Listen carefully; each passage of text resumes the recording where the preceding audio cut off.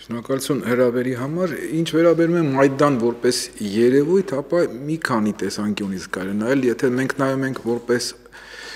դա մի գործընթաց, որի արդյունքում անգամ լեգիտիմ իշխանությունը, որը ինչպես ասում են ժողովրդի ողջ հարստությունը կարելի ասել փոշիացել էր, երկրի գանձարանը դատարկել էր, թաղված էր կոռուպցիայի մեջ, մենք տեսանք, որ այդ իշխանությունները փրկություն չունեն եւ տեսանք նաեւ նույնիսկ անգամ ոսկե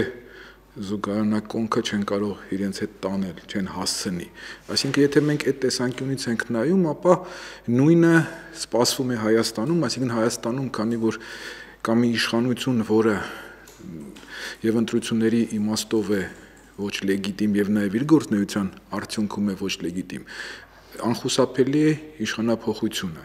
Եթե մենք նայում ենք Մայդանը որպես, ինչպես ասում են, աշխարհաքաղաքական գործընթացների խաչմերուկ, այսինքն երբ մենք տեսնում ենք այդտեղ հատվում են Արևմուտքի եւ Ռուսաստանի շահերը, ապա դա ուրիշ հարց է եւ այդ տեսանկյունից որքան էլ զարմանալի Հայաստանում կան ընդ որում բավականին շատ վերլուծաբաններ, որոնք ինչպես ասում են, այդ վերլուծությունները անում են աչքերը փակ, չհասկանալով, ավելի ճիշտ ոչ թե չհասկանալով, այլ նեղ անձնական շահերից ելնելով կամ պատվեր կատարելով, անգամ չտեսնելով, որ այն ինչ որ կապված է Ղրիմի հետ, ապա դա հաստատ մեզ ձեռնտու է եւ կարելի է ասել, որ Ղրիմը նաեւ Լեռնային Ղարաբաղի անալոգն է, ինչպես Արցախն են նվիրել ժամանակին, նույնն էլ ասենք Ղրիմը եւ որևէ տարակուսանք պիտի չհասնի այն, որ ասենք Ռուսաստանը սիրենք թե չսիրենք Ռուսաստանին, պարտավոր է պաշտպանել իր հայրենակիցների շահերը, ընդ որում Պուտինի օլիմպիական հանգստությունը նաև ենթադրում էր, որ ինքը գիտեր, թե ի վերջո ինչ է անելու, այսինքն այն օրերին, երբ որ կարծես թե թվում էր, թե Պուտինը տարված է օլիմպիադայով, բնական է, որ այդ հաշվարկները կային, այդ վերլուծությունը կար եւ մենք տեսնում ենք, որ իրոք Արևմուտքի համար եւ Ամերիկայի, Եվրոպայի համար ինքնորոշում բառը դա իրենց մոտ այդ ինքը արմատը իրենք հասկանում են հենց իրենք, ոչ թե տվյալ ազգը, այսինքն եթե իրենց ձեռք է տալիս, ինչպես ասում են, ինքնորոշման արդյունքը, ապա իրենք այսպես են պահում, եթե ձեռք չի տալիս, իրենք հիշում են տարածքային ամբողջականությունը։ Եվ մենք երբեք պիտի մեր հույսը չկապենք որևէ գերտերության կամ եվրոպական թեկուզ միությունների, Եվրոմիության, ինչպես ասում են, երկրների հետ, ինչու՞ չէ նաև Ռուսաստանին, մենք պիտի հասկանանք, որ քաղաքականության մեջ ի վերջո առաջատարը դա շահերն են, իսկ այս պահին հաստատ այն ինչ որ Ռուսաստանի պահվածքը կներեք կապված Ղրիմի հետ, դա համահունչ է Ղարաբաղի հարցի, Ղարաբաղի մեր շահերի հետ։ Այնպես որ այդ հարցը ես համարում եմ փակած եւ ուրիշ խնդիր է, որ մենք նաեւ իհարկե այնտեղ ունենք հայրենակիցներ, ուրիշ խնդիր է, որ որպես պետություն մենք պիտի որքան հնարավոր է զգուշավորություն հանդես բերենք, բայց զգուշավորություն դեռևս չի նշանակում անգործություն, իսկ մեր արտգործնախարարությունն, ընդհանրապես մեր իշխանությունները կարծես թե լրիվ ուրիշ դաշտում են գործում, իրենց համար, ասենք, այդ բոլորը կապված է, ամեն ինչը կապված է սեփական գրպանի հետ եւ մենք տեսնում ենք, որ չկա որպես այդպիսին իշխանություն, չկան վերլուծական մենք չենք կարող տեսնել այն քայլերը, չենք տեսնում այն քայլերը, որովհետեւ իրականում չկան, թե ինչ են անում իշխանությունները։ Բայց որ Մայդանը դա նաեւ ապացույցն է այն բանի, որ կրկնում եմ վերջի վերջո տվյալ պահին ժողովրդի վստահությունը չվայելող իշխանությունը այլ ճանապարհ չունի, նկատի ունի ոչինչ չի կարող հետը տանել եւ մի օր կամ փախչելու է կամ բանտում է հայտնվելու, իսկ փախչելուց էլ ի վերջո 21-րդ դարում սարերում էլ հնարավոր չի թաքնվել, անգամ Բեն Լադենին, ինչպես ասում են, գտան եւ տեսանք ինչ եղավ Բեն Լադենի հետ։ Այնպես որ Մայդանը դա սիմվոլիկ կարելի է ասել, որ դա այն գործընթացն է, այն երևույթն է, որը շատ բան է ցույց տալիս։ Առաջին դա բացահայտեց, ինչպես ասացի, որ ինչ կարող է լինել, եթե իշխանությունը տվյալ պահին լեգիտիմ չի, անգամ եթե ինքը ընտրությունների կրկնում եմ արդյունքով բացահայտ առավելություն է ստացել, տեսանք Մայդանը ցույց տվեց գերտերությունների պահվածքը,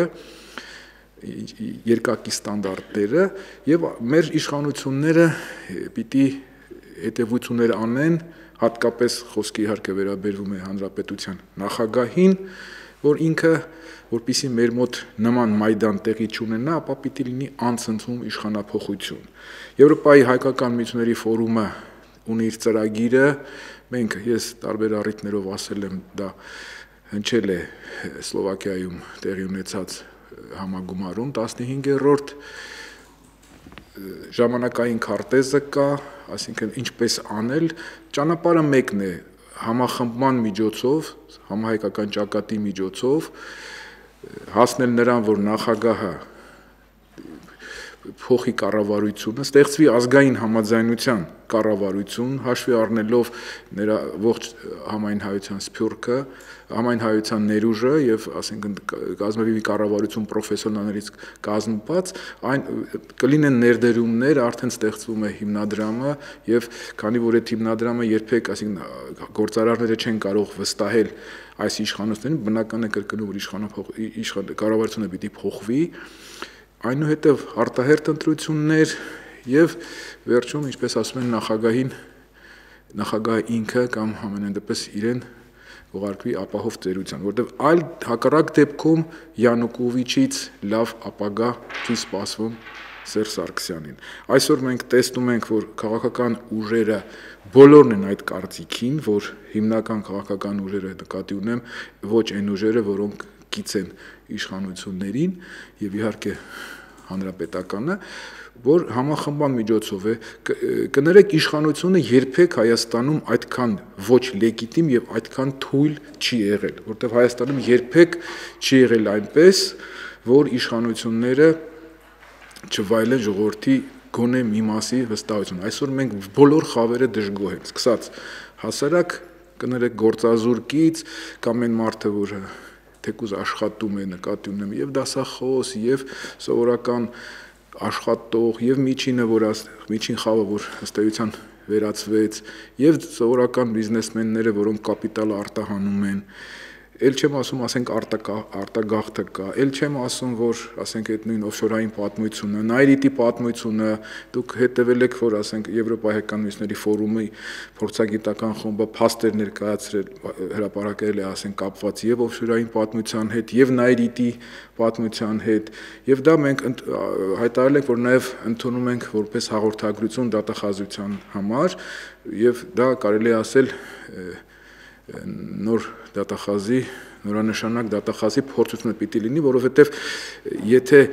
կամ պիտի ինչպես Ժվանյայի, ինչպես ասում են, սպանությունը բացահայտվում է արդեն բանից հետո, իշխանափոխությունից հետո, նույն ձևով էլ, այսինքն բոլոր այդ պատմությունները, նաև մարտի 1-ը բացահայտվելու վաղ թե ուշ, որքան շուտ, այնքան, ինչպես ասում են, անցավ նույն այս իշխանությունների համար։ Եվ այդ իմաստով ուղղակի ես կրկնում իշխանությունը փողոցում գցած է, չեն կարողանում վերցնել, որովհետև մեկը երևի միգուցե մյուսին խանգարում է, բայց համոզված եմ այդ խանգարելու հարցն էլ է վերանալու եւ քաղաքական ուժերը գնում են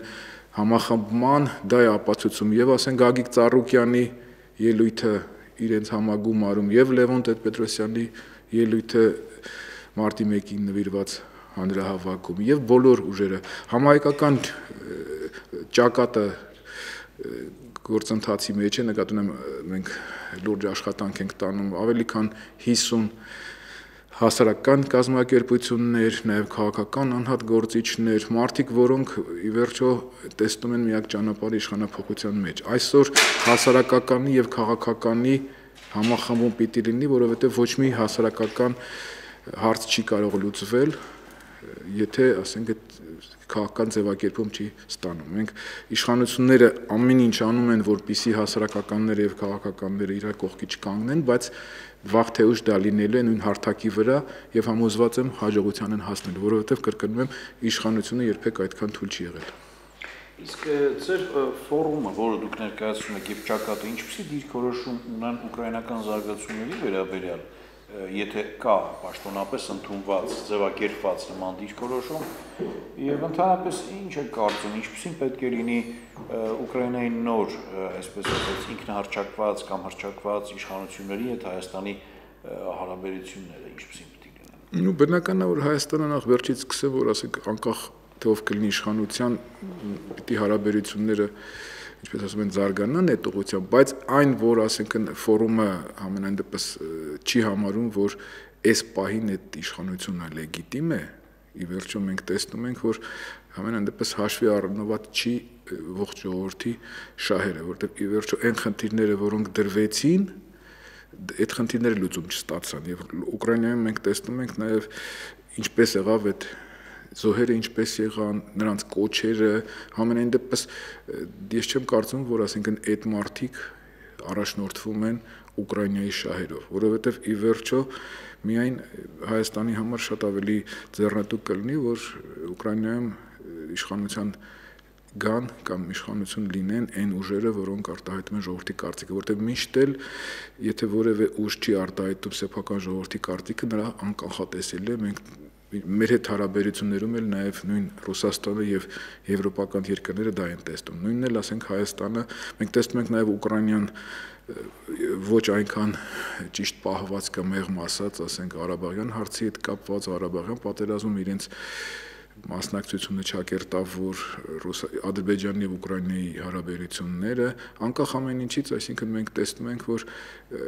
Եվրոպայի հայկականությունը տեսնում է, որ այս հանգուցալուծումը պիտի լինի ի նպաստ ժողովրդի, Ուկրաինայի ժողովրդի շահերի, որ Ուկրաինայի ժողովուրդ ասելով ես նկատում եմ Ուկրաինայում ապրող ժողովուրդների, որովհետև այդտեղ հնարավոր չի հաշվի չառնել, ասենք, եւ ռուսական համայնքի եւ ընդհանրապես ասենք Ռուսաստանում ապրող երկրների։ Ես պատկերացրեք հիմա մի քիչ համատությունը մի քիչ հաջող չի, ասենք Վրաստանում գար մի իշխանություն, որը ասենք հայկական քաղաքականություն վարել եւ բնական է որ Հայաստանը պիտի, ինչպես ասում են, խառնվեր։ Իհարկե ջավախքը կներեք, ասենք այն կարգավիճակը չունի ինչ որ ղրիմը, բայց ամեն դեպքում մենք չենք կարող անտարբեր լինել։ Ոստի Եվրոպայական միኒստերի ֆորումը հենց այդ իմաստով զգուշավորություն է հանդես բերում եւ ասենք չի ուզում, ասենք այն այսպես ասած ճակերտավոր արևմտամետները, որոնք կներես ավելի շատ չասեմ գրանտակեր են, բայց ամենայն դեպս իրենց համար Հայաստանի շահը չկա, այդ չի քաջալերում նրանց եւ ավելին գտնում է որ Հայաստանը պիտի զսպվածություն պահի, բայց ամենայն դեպս նաեւ հստակ փորձի օգտագործել այն դիրքը, որը կարող է առաջանալ կապված, ասենք, Ղրիմի ինքնավարության հետ։